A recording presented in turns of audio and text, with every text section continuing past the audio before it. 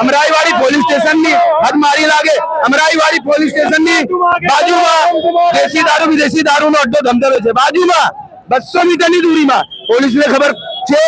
અને અહીંયાના કમિશનર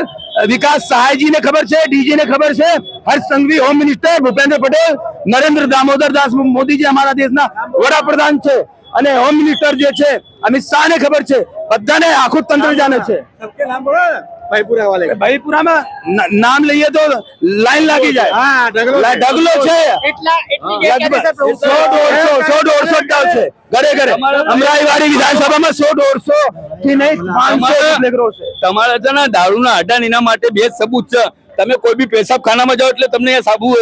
દારૂનું સબૂત મળી જાય બીજું દરેક પોલીસ વાળાને ખબર પડે છે કોણ પીટ પોકેટ છે કોણ દારૂ વેચે કોણ ડ્રગ્સ વેચે છે પોલીસ વાળાને કેમ કે ત્યાંથી જ આવક છે ત્યાંથી જ એમને કમાણી છે એટલે પોલીસ વાળા ગોતતા જ હોય એમને ખબર હોય ભાઈપુરા અમરાઈવાડી જેટલા બી આખા ગુજરાતમાં આ દશા છે એ લોકો શું કરે છે આ જિગ્નેશભાઈ નું એટલા માટે નામ લીધું ભાઈ કે એમને છે ને જે એસઆર છે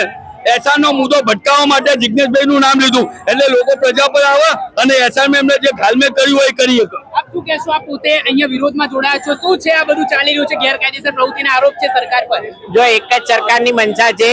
કે દારૂ ડ્રગ્સ વેચો અને પૈસા કમાઓ બરાબર જો સરકારને એવું ના કરવું હોય તો આ સામાન્ય નાગરિકોને જ્યારે ખબર પડતી હોય કે ડ્રગ્સ દારૂ બધું ક્યાં મળે છે અને સામાન્ય નાગરિકને અમારા નેતા શ્રી જિગ્નેશ મેવાણીજી જો આ વસ્તુ જોઈ શકતા હોય અને પકડી શકતા હોય તો પોલીસ કેમ ના પકડી શકે અને પોલીસ કેમ એને રોકી ના શકે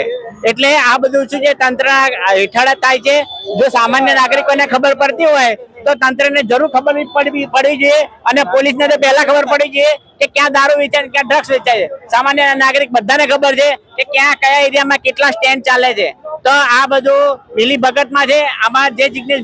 મેવાણી જે આપી રહ્યા છે એ બરાબર જ સ્ટેટમેન્ટ છે એમાં કોઈ ફેરફાર નથી જો ભ્રષ્ટ અધિકારીઓ આ બધું બંધ ના કરાવે તો એમને 100% એમના પટ્ટા ઉતારવા જ જોઈએ